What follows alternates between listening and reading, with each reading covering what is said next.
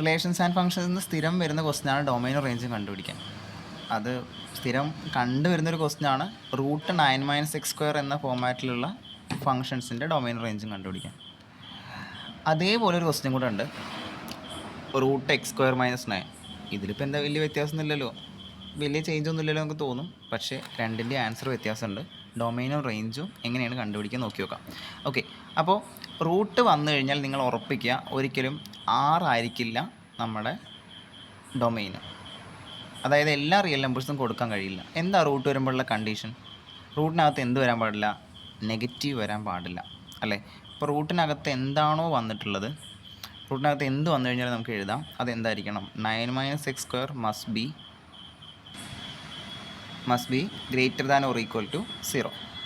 അതായത് 9 - x² എന്തായാലും 0-നേക്കാൾ മുകളിലായിരിക്കണം നമുക്കറിയാം, എന്നാലല്ലേ റൂട്ടിനകത്തുള്ള വാല്യൂ ഉണ്ടാവുള്ളൂ. അപ്പോൾ അതൊന്ന് നമുക്ക് എഴുതി നോക്കാം. 9 - x² greater than or equal to 0.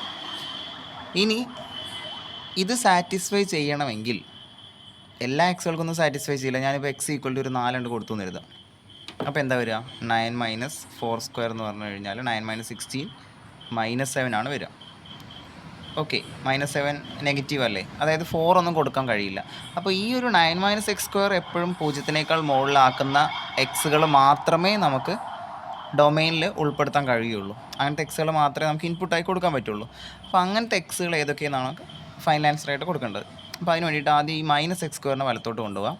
അപ്പോൾ എന്താവും? 9 greater than or equal to +x² ആവും. 0 + x² എന്ന് വേണമെങ്കിൽ എഴുതാം.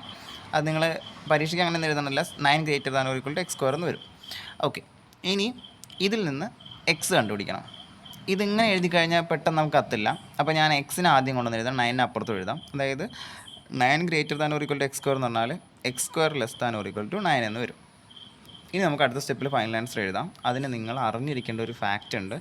എപ്പോഴെങ്കിലും നിങ്ങൾ x² less than or equal to a² എന്ന് കണ്ടാൽ, okay, x² less than or equal to a² എന്ന് കണ്ടാൽ നിങ്ങൾക്ക് എക്സിൻ്റെ വാല്യൂസ് ആവാവുന്നത് -a-യുടെയും +a-യുടെയും ഇടയിലായിരിക്കും. ഇത് കാണാതെ പഠിച്ചോളൂ. ഇത് ഞാൻ ക്ലാസ്സിൽ പറഞ്ഞു തന്നിട്ടുണ്ടായിരുന്നു, ഒന്നും കൂടെ ഓർക്കാൻ വേണ്ടിയിട്ടാണ്. ഒരു എക്സാമ്പിൾ ഞാൻ കാണിച്ചു തരാം. x² less than or equal to 25 എന്ന് പറഞ്ഞു കഴിഞ്ഞാൽ എക്സിന് വരാവുന്ന വാല്യൂസ് -5-നും +5-നും ഇടയിലായിരിക്കും. ഓക്കെ, അത് 16 ആണെങ്കിൽ -4-നും +4-നും ഇടയിലായിരിക്കും. ഇത് നമുക്ക് എല്ലാ കേസിലും എഴുതാവുന്നതാണ്. ഒരു എക്സാമ്പിളും കൂടെ പറയാം. x² less than or equal to 10 ആണെങ്കിൽ എക്സിൻ്റെ വാല്യൂസ് -√10-നും +√10-നും ഇടയിലായിരിക്കും. ഓക്കെ, ഇങ്ങനെ ഒരു ഫാക്റ്റ് ഉണ്ട്. അപ്പോൾ അത് നിങ്ങൾക്ക് ഇവിടെ അപ്ലൈ ചെയ്യാം. അതായത് എക്സിൻ്റെ വാല്യൂസ് -3-ക്കും +3-ക്കും ഇടയിലായിരിക്കണം. ഇതറിഞ്ഞാലേ നിങ്ങൾ ഈ രീതിയിൽ ആൻസർ എഴുതുള്ളൂ. അതായത് ഇത് സാറ്റിസ്ഫൈ ചെയ്യണമെങ്കിൽ, അല്ലെങ്കിൽ √9 - x² വാല്യൂ ഉണ്ടാവണമെങ്കിൽ നിങ്ങളുടെ എക്സുകൾ -3-ക്കും 3-ക്കും ഇടയിലായിരിക്കണം. ഇതൊരു ഇൻ്റർവെല്ലായി നമുക്ക് എഴുതിക്കൂടെ? ഇൻ്റർവെൽ എങ്ങനെ വരിക? -3 മുതൽ 3 വരെ. ഇതാണ് എന്ത്? ഡൊമൈൻ. ഒന്നുകൂടെ ക്ലിയർ ആക്കി പറഞ്ഞാൽ ഇതിനകത്തുള്ള വാല്യൂസേ ഈ ഫംഗ്ഷന് നിങ്ങൾക്ക് കൊടുക്കാൻ കഴിയുള്ളൂ. ഓക്കെ, ഇനി നമുക്ക് ഈ ക്വസ്റ്റിന് എന്താ വ്യത്യാസം നോക്കി നോക്കാം. √x² - 9 നമ്മൾ നേരത്തെ ചെയ്തിട്ടുണ്ടായിരുന്നത് √9 - x² ആയിരുന്നു. ഇത് √x² - 9. ഫസ്റ്റ് സ്റ്റെപ്പ് സെയിം ആണ്. റൂട്ടിനകത്ത് എന്ത് വരാൻ പാടില്ല? എപ്പോഴും പോസിറ്റീവ് മാത്രമേ ആവാൻ പാടുള്ളൂ, അല്ലെങ്കിൽ നെഗറ്റീവ് വരാൻ പാടില്ല. x² - 9 must be greater than or equal to 0. -9 അങ്ങോട്ട് കൊണ്ടുപോവാം.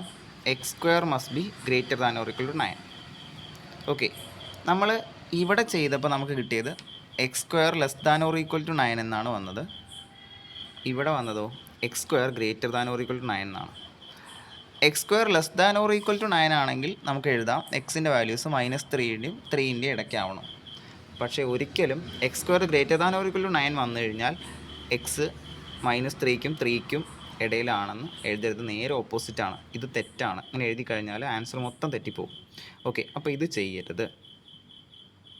x² വാല്യൂ 9-നേക്കാൾ മുകളിലാവണമെന്നുണ്ടെങ്കിൽ നിങ്ങളുടെ എക്സ് വാല്യൂസ് നിങ്ങളൊന്ന് ആലോചിച്ച് നോക്കും. എക്സ് വാല്യൂസ് എങ്ങനെ എടുക്കണം എന്നുള്ളത്. എക്സിൻ്റെ സ്ക്വയർ 9-നേക്കാൾ കൂടുതലാവണമെന്നുണ്ടെങ്കിൽ എക്സ് വാല്യൂ 3-നേക്കാൾ മുകളിലാവണം, അല്ലേ? 3 ആകുമ്പോഴല്ലേ 9 കിട്ടുക.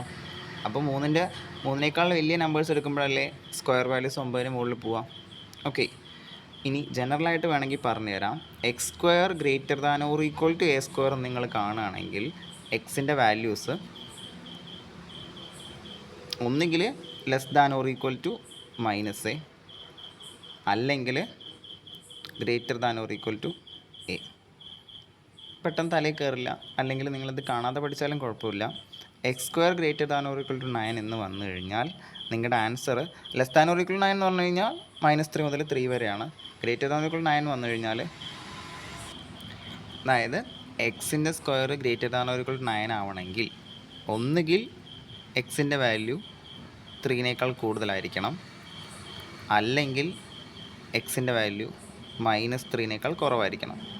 3നേക്കാൾ കൂടുതലാവുകയെന്ന് പറഞ്ഞു കഴിഞ്ഞാൽ 4, 5, 6, 7 ഒക്കെ വരാം.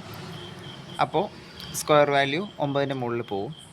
അല്ലെങ്കിൽ -3നേക്കാൾ കുറവാകുമെന്ന് പറഞ്ഞു കഴിഞ്ഞാൽ -4, -5, -6 അങ്ങനെയും വരാം. അപ്പോൾ ഇങ്ങനെ രണ്ട് രീതിയിൽ നമുക്ക് എക്സ് എടുക്കാം. X greater than or equal to 3 എന്ന് പറഞ്ഞു കഴിഞ്ഞാൽ 3 മുതൽ ഇൻഫിനിറ്റി വരെ പറ്റും.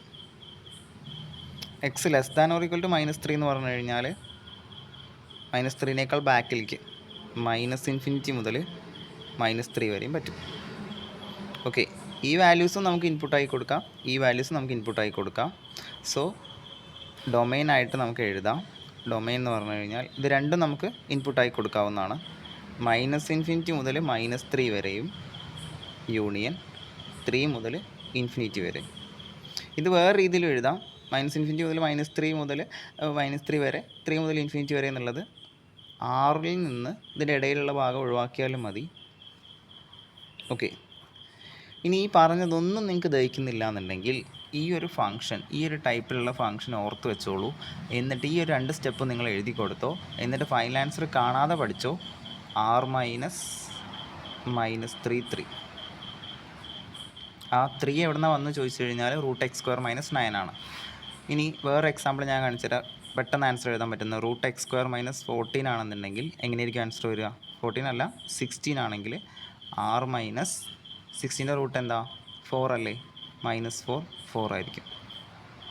√x² - 100 ആണെങ്കിൽ എന്തായിരിക്കും ഡൊമെയിന്? r -10 ആയിരിക്കും. ഇങ്ങനെ കാണാതെ പഠിച്ചു വെച്ചാലും കുഴപ്പമില്ല. ഓക്കെ, ഇതിൻ്റെ ഡൊമെയിൻ തെറ്റിക്കരുത്. അതേപോലെ ഇവിടെ ഈ കേസ് ആണെന്നുണ്ടെങ്കിൽ √9 - x² ആണെന്നുണ്ടെങ്കിൽ നമുക്ക് കിട്ടിയ ഡൊമെയിന് -3 മുതൽ 3 വരെയാണ്. ഓക്കെ, അതുതന്നെ വേറൊരു എക്സാമ്പിൾ നമുക്ക് നോക്കിയാൽ √25 - x² ആണെങ്കിലോ എന്തായിരിക്കും ഡൊമെയിൻ? -5 മുതൽ 5 വരെ ആയിരിക്കും. അപ്പോൾ ഈ 2 ക്വസ്റ്റിനും മാറിപ്പോകാതെ നോക്കുക. അതിൻ്റെ ആൻസറുകൾ തമ്മിൽ ഡൊമെയിൻ കണ്ടുപിടിക്കണം മാത്രമേ പറഞ്ഞുള്ളൂ. റേഞ്ച് ഞാൻ അടുത്ത വീഡിയോയിൽ ചെയ്തു തരാം. ഓക്കെ.